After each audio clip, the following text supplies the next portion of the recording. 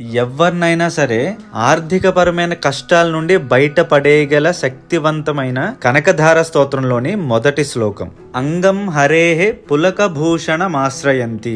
అంగం హరేహ్ అంటే సమస్త లోకాలను నడిపించే శ్రీ మహావిష్ణువు యొక్క శరీరం. పులకభూషణమాశ్రయంతి అంటే పులకరించిందిట, అంటే గూస్ బంప్స్ కి లోనైంది.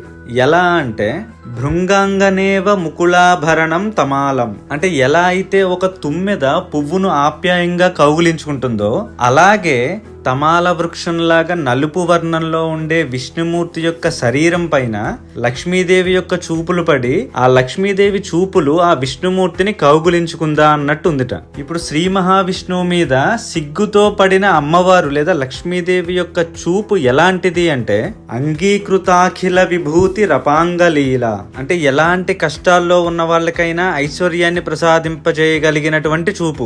మాంగళ్యదాస్తు మమ మంగళ దేవతాయాహ అంటే అలాంటి చల్లని చూపు, అలాంటి ఐశ్వర్యకారకమైన చూపు మన మీద కూడా ప్రసరింపజేయాలి అని ఆవిడ్ని కోరుకుంటున్నట్లు.